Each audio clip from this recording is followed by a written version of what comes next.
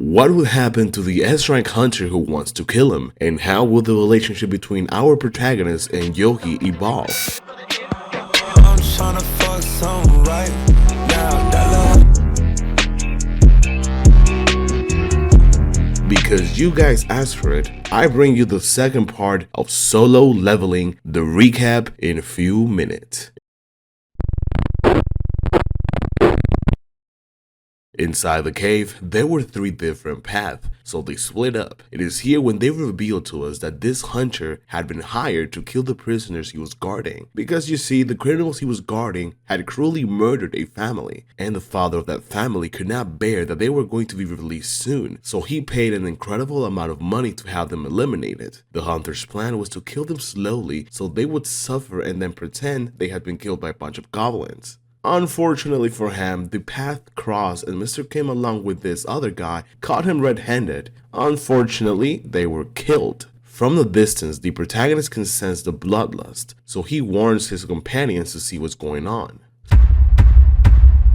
Suddenly, the protagonist manages to anticipate the assassin's attack and defends Jinho from what could have been an instant death.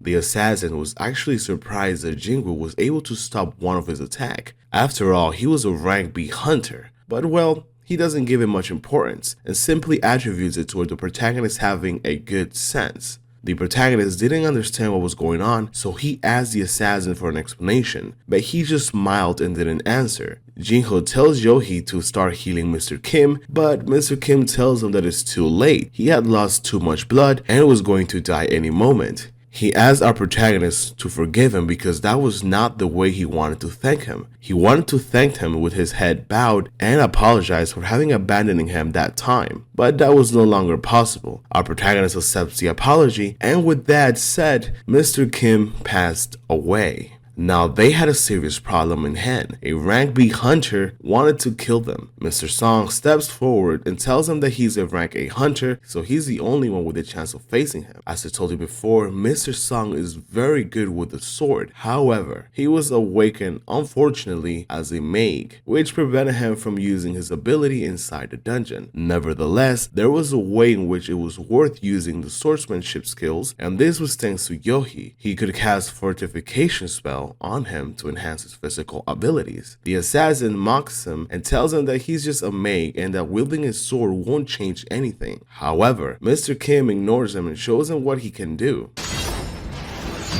The assassin was surprised. The omen was really good and had good experience with those strikes. However, his skill was still not enough to bridge the great power gap between them. The assassin put him in his place, and fortunately Johi was there and healed him instantly. But the assassin was worried that this was taking too much time into the battle, and because of his low endurance, he would have to take the healer down soon. But when he tried, Mr. Song explains why he should never turn his back, and they started fighting again. The assassin began to get tired, so he decided to end it once and for all with the old man. A sword and straight buck. Did you honestly think that I'm made? Mr. Song was on his knees and the assassin was about to deliver the final blow when suddenly everything that had happened was actually part of Mr. Song's plan to lure him into his trap. Unfortunately, it didn't work. As Mr. Kim was about to give his prayers to our Lord, our protagonist was able to stop the assassin's attack for a second time. So everyone was surprised. The assassin asked him what was his rank, to which our protagonist replied that he was a rank E. The assassin told him that that was impossible and started thinking about the possible explanation of why the protagonist was so powerful. He thought that maybe he was a false ranker, but in that case his friend's reaction wouldn't make sense. There was only one explanation, which was that our protagonist had awakened a second time. And upon hearing this, everyone was left speechless, and well,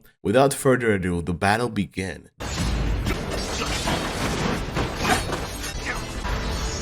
Their speed was monstrous, and they seemed to be quite evenly matched. However, the protagonist activated his sprint ability and showed the assassin what true speed meant. When he finally landed his first hit, the assassin suffered the effect of his dagger. Although it didn't last long since his opponent was very powerful, so the battle had to continue. Now the assassin decided to get serious and show the protagonist his secret weapon, a skill that allowed him to completely hide his presence. However, Jinho's sharp sense led him to detect him at the last second. Still, he wasn't able to detect him on time, and because of that, he received a severe wound to his tendons. With that injury, he wouldn't be able to move, and unfortunately, Yohi was too far away, so she couldn't really heal him. At this point, our protagonist was doomed, or so he thought, because our protagonist used his status recovery ability. The assassin was in shock. Strength, speed, and spells? It was simply impossible. Once again, he used his camouflage skill, but no one falls for the same trick twice. Is he tracking me for my bloodlust? The protagonist used his Killer Instinct skill, which allowed him to install fear in his opponent and took him down easily. Lately, Jinwoo started to lose his emotions, and what would normally make him angry or sad no longer affect him at all. And he realized that even though he was getting stronger every day, he was also losing a bit of himself. Mr. Song and Johi thanked him and asked what they should do now, whether to report what had happened or keep it a secret. Our protagonist told him that first he had to take care of closing the dungeon. After closing the dungeon and notifying the Hunter Association, the same investigator who had visited him in the hospital appears. Now Jinho had the ability to see how strong he was and realized that he was in a completely different league. It was a hunter of rank A. After learning what happened, the guy directly asked who defeated the rank B hunter, and Jinho thought that his secrets would end there. But Mr. Song lies and says that it was him who did it. The investigator asked him how the hell he managed to do it, but when he saw that there was a rank B healer, he understood everything. He had already ruled out the possibility of Jinwoo going through a second awakening. But of course, he warned them that the brother of the guy who died on the previous dungeon he was in was a rank as hunter and was looking for revenge. The situation was resolved quite quickly. Now Johi calls the protagonist to talk to him. She reminds him of the course she gave him that day and invites him for a walk. Along the way, Johi confesses that when they first met, she thought he was someone annoying and even someone as considered stupid. But after getting to know him better and seeing the great will to live from his eyes, she realized that he was an incredible guy. On the other hand, she was different. She was terrified of dungeons. She was a rank B hunter, but only did low-rank dungeons raids. She was traumatized by what just happened, so she decided to retire. She was going to live with her parents in her village, and the protagonist tried to stop her, but the decision was already made. So Johi says goodbye and tells him not to forget to visit her someday, and that hopefully that day he will finally take her out to eat. Now, it's time to start the raids. This is a team he already gathered. A bunch of injured people and some very low rank hunters, because as I told you, to enter a dungeon there must be at least 10 hunters. Of course, the only ones going inside were Jinwoo and Linghuo. Some of these hunters recognized Jinwoo as the weakest hunter in the world, and when they were told that only 2 of them were going into the dungeon, they started laughing. They thought they were stupid and were going to die, but a few minutes later they were left speechless. They were even more shocked when they were told they would be clearing 3 more dungeons that same day. If you're wondering, within the hunter's contract, our protagonist established that they were forbidden to talk about anything that happened that day. Otherwise, they will be fined triple of what they were paid. However, there was one who had figured out the reality of Jinwoo on his own. It was the White Tiger Clan. To complete all the raids that Jinwoo needed in 1 week, they needed to reserve all the available low-rank portals. And because I hadn't told you yet, to use a portal, you first had to reserve it within the Japanese government. Since Jinho was reserving all of the portals, their price had gone straight to the roof. All the guilds were desperately trying to find an available portal while figuring out who was reserving them all. The Great White Tiger Clan found out that it was Jinho, but there was something very peculiar. His team included Jinwoo, the survivor of the double dungeon. And all of this just couldn't be a coincidence. So this guy, who by the way is named Sangmin, decides to go to see him in person. His suspicions are confirmed when he sees it with his own eyes. How he cleared a dungeon with only Jinhe, and he takes Jinwoo back to his office to make an offer. By the way, I forgot to mention, this huntress who was in Jinwoo's team, just remember her because she's going to be important later in the story. Now back to the topic. Sang-min offers the protagonist double of what Jin-ho is offering him so he can join the White Tigers. The protagonist just asks him how much will the building cost, to which Sang-min replies 50 billion wons, which is about $34,298,728 with 20 cents in US dollars. Or if you're in Mexico, it's about 709,010,000 Mexican pesos. Okay, let's go back to the story. The protagonist then asked him if he was really willing to give him the building as a payment. Sang-min was stunned, but he didn't even know that Jin-ho had offered him 30 billion wons. Sang-min was hesitant to offer that amount, but he tells him to wait while he talks with his guildmaster. The protagonist leaves, though he would reappear later using his stealth ability. Because I hadn't told you yet, but after killing the rank B hunter, Jin-ho acquired the guy's special ability, which allowed him to completely conceal his presence. Using his power, he threatens Mr. Sang-min and tells him that he better not tell anyone else about his secret, then gives him a healing potion. Now Mr. Sang-min fully understood why Jin-ho offered him so much money. Now he was completely sure he wanted him in the White Tiger clan. Remember how Jin-ho had reserved all those dungeons and the price had risen to 200 million? Well, before leaving, Jin-ho takes the opportunity to sell him more dungeons to Mr. Sang-min. It was a complete scam, since Jin-ho planned to cancel all his reservations for the next day to take the day off. Because of that, the price of the dungeons just dropped to 10 million. But at least he managed to get his number. The reason Jin-ho had taken the day off was because there was a new assistant mission, a mission to get a job change, and that's how he arrives to a dungeon full of soldiers. He tries to hurt them with his dagger, but nothing works, so he tries with his bare hands, and effectively that was the way to go. At first, the protagonist goes through a bad time, but then he gets into the rhythm and starts taking the soldiers down one by one. To his misfortune, assassins and maids started appearing and this situation got quite tense. The good thing is that he manages to survive and defeat all the monsters that were there.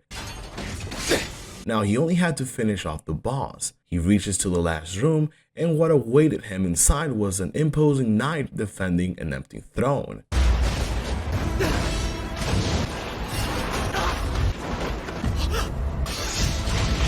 The battle begins, and as expected, his attacks with the dagger had no effect. He couldn't even cause a scratch, and the protagonist was in trouble, seeing no benefit in using his dagger. Jin-ho decided to fight with his bare hands. As an act of benevolence, the knight lowers his weapons as well. But this is useless, since the knight was still much powerful.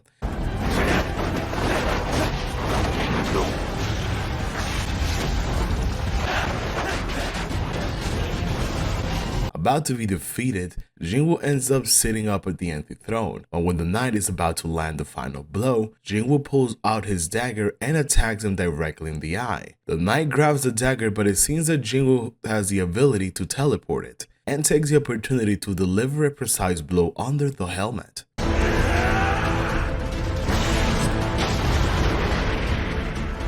Surviving purely by luck, since in terms of abilities the protagonist was far below his opponent, and after his victory, the protagonist receives 3 items: a helmet that increases his stats, a rune with an ability called Dominant Touch, and a heartstone to exit the dungeon. Jin-ho had the option to leave the dungeon at that moment, but he decides to continue. This is when the real challenge begins. A time appears. The longer he lasts, the better the job will get. Out of nowhere, a bunch of knights start appearing, all much more powerful than the ones he had faced before. Since the goal was to accumulate time, the protagonist thought of gaining a few minutes using his stealth ability, but it turns out that there was also wizards, and that they had the ability to detect him even while he used his stealth skill, so he had to face them directly. Jin-ho gives it all, but he only manages to survive for 5 minutes. And as usual in this manga, like always, the protagonist is on the verge of death.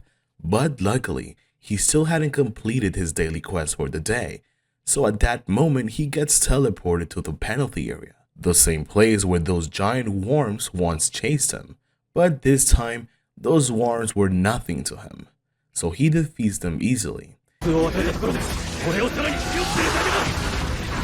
In the penalty area, he must stay for 4 hours, and it turns out those hours also count towards his mission. So while waiting, he relaxes in a pile of sand. During this time, Jingwoo decides to prepare for his next battle. So he decides to buy health and mana, some potions, and new daggers that work against the knights. He also breaks the dominant touch rune, unlocking a new ability, and it lets him levitate small objects. When the timer ends, the situation completely changes. Fighting knights is no longer a problem, but then he notices something strange.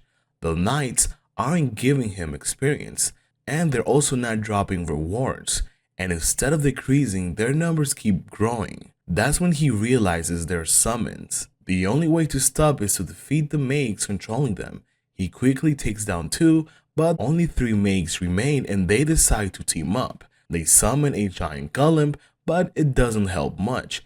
Jingwoo escapes and with a single strike takes down the last 3. The test is finally over. Jingwoo gets a new job based on his ability, Necromancer, which gives him the control over the dead. But because he completed the mission with great merit, he instantly advances to Shadow Monarch. Now, he can summon up to 30 shadows, store 20 of them, and command them with a single word, arise.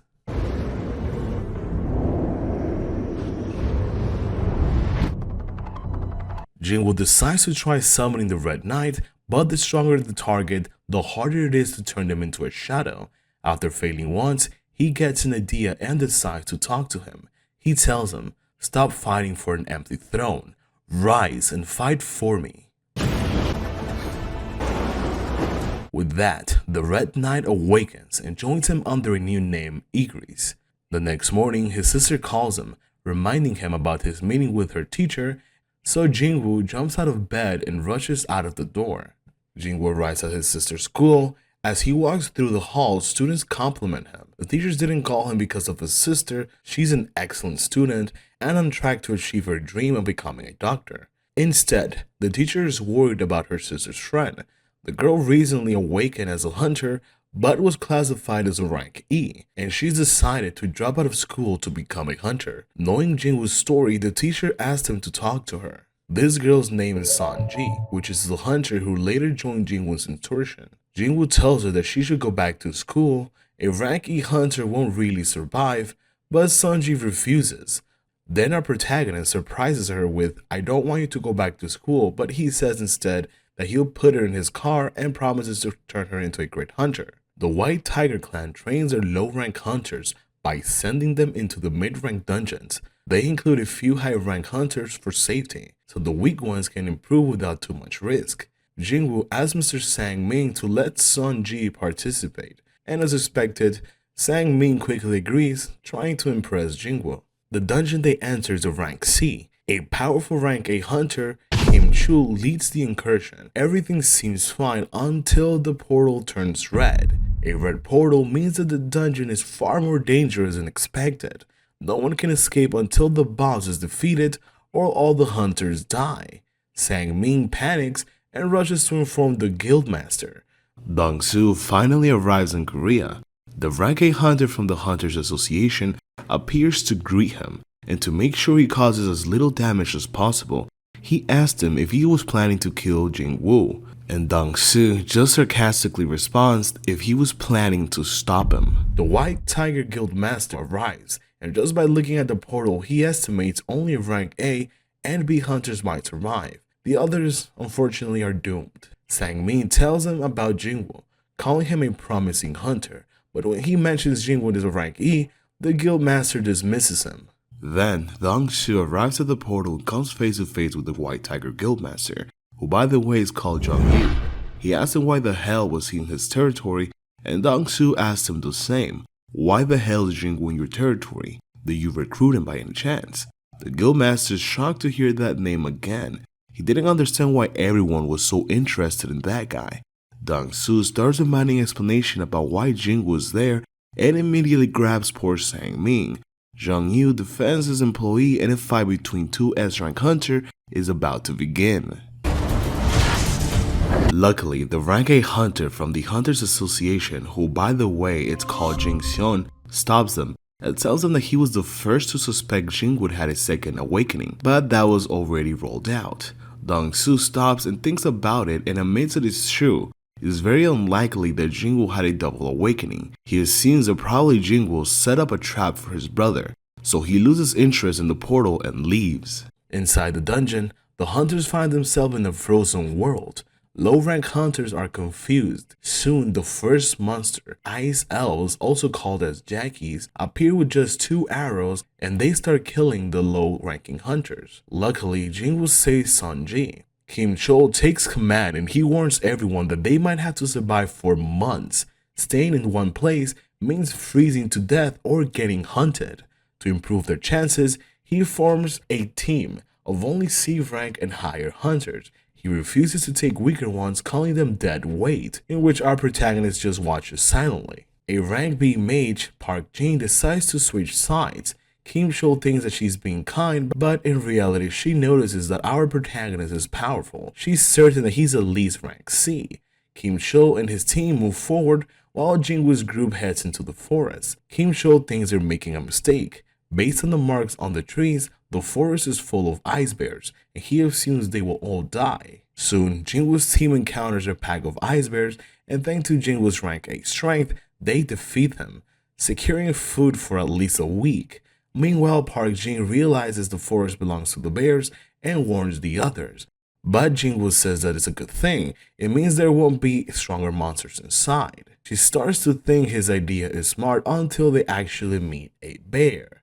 He tells her that he'll be taking care of the monsters. While she warns him that he won't be able to do it alone, he shuts her up by taking down his opponents with a single blow. Everyone is left speechless, and the maid realizes she made a good choice. After this, Jingwoo opens his inventory and hands out coats to everyone. It wouldn't be convenient for them to die of cold. The hunters just watch in shock. Spatial magic is supposed to be a very rare power and is usually limited to storing only 1 or 2 objects. Nothing like what he was doing. Sunji wants to ask him something, but the protagonist tells her and everyone that he will protect them and make sure they all get alive. But no one is allowed to ask me anything. As if they were on a camping trip, Jingwoo and his team relax, talking and eating by the fire. During the night, he eradicates all the bears using his shadow.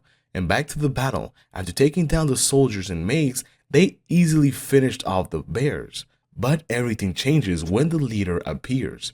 He eradicates them like it's nothing, and Jingwoo's mana is no longer enough to regenerate them, so he sends his strongest warrior.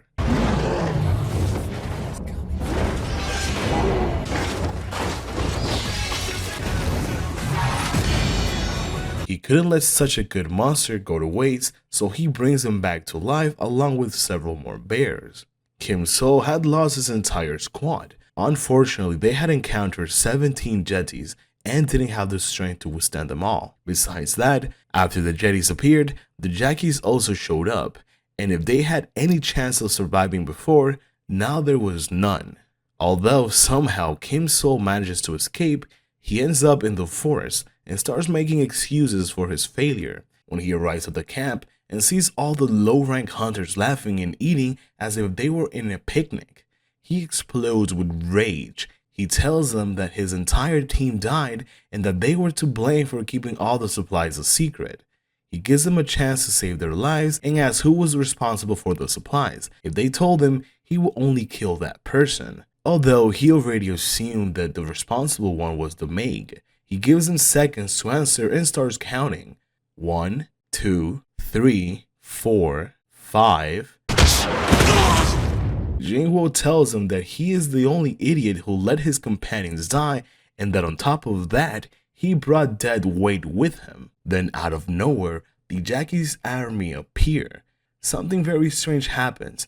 Jingwoo understands what they're saying, and they can understand him. It seems to be a system ability since no one else could understand them.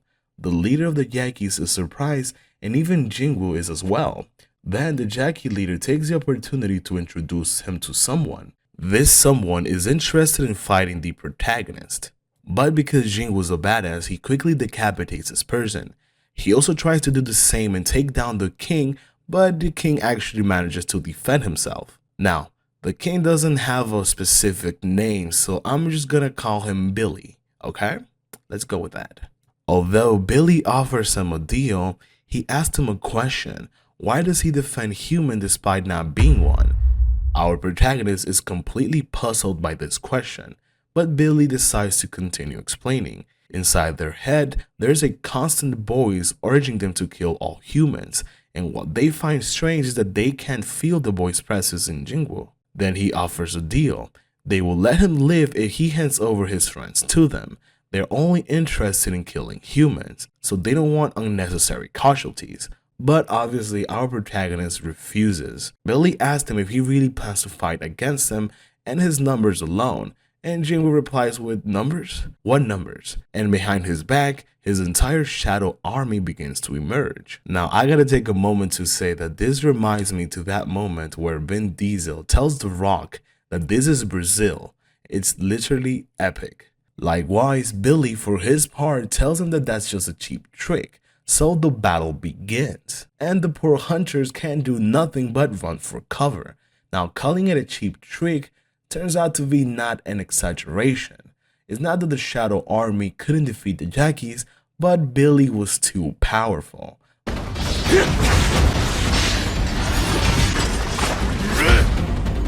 Not even teaming up with Icarus was enough to ensure victory. He needed a new shadow. Our protagonist begins to fight Billy, and here's where we discover that his real name is Baruka. But Billy sounds better to me, so I'm going to keep calling him that. While they were fighting, Kim Ju wakes up and realizes that Jingwoo was the one who hit him. Filled with rage, he charges to kill him, and just as the protagonist had been expecting, a new shadow joins his army, and his name will be Iron. Iron had the same powers as Icarus, so he uses his tank ability, which makes monsters feel the urge to attack him. Billy says that the new soldier is too slow and won't be enough to kill him, but Jingwoo had a plan from the start, which was to attack him together. Now the tables have turned. Billy is being overwhelmed. With a masterful use of Dominator's touch, Jingwoo corners him.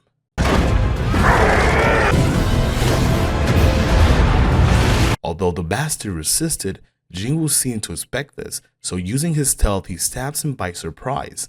But Billy continues to show his resilience, until Arrow delivers the final blow, but he keeps hitting him just to be sure. Finally, the nightmare was over. Everyone could return home. Jingwoo tried to turn Billy into a shadow, but it seems that the guy was too strong, so it didn't work. When the portal opened, the guildmaster was eagerly waiting. Now, it's worth mentioning that 1 hour in the real life equals 2 days inside the dungeon. So in real life, not even a day had passed in the real world. When he sees the shadow of these survivors, Jung Ho gets happy. King So made it. They survived, he said. But his expression instantly changes when he sees that the only survivors were the low-rank hunters and Jingwoo. The guildmaster is left speechless. While Mr. Sang Ming celebrates, Jung Ho tries to stop Jingwoo to interrogate him, but the protagonist tells him to back off, and that if he has any question, he should ask his guild members. This response angers him, so he furiously asks them if as a guild leader he doesn't deserve an explanation for the 9 who died. To which Jingwoo replies that he was the one who saved the 3 survivors, so before judging he should be thanking him. The guildmaster understands and admits he's right. Mr. Sang-min tries to justify Jingwoo's attitude so he doesn't leave a bad impression. But it has the opposite effect. The guildmaster is fascinated with him, and without a doubt he wants him on his team. Mr. Sang-min fully supports recruiting him. And here's where the clan master admits that if he had to fight against our protagonist, he'll have to be prepared to lose an arm or 2. But guys, I'm gonna leave the recap until here.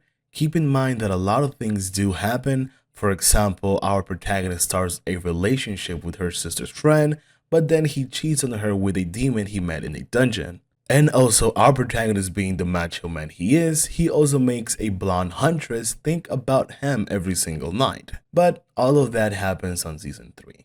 Please don't forget to comment down below, like the video, and click on the bell notification for you to receive more recaps like this one. Have a great day and drink some water.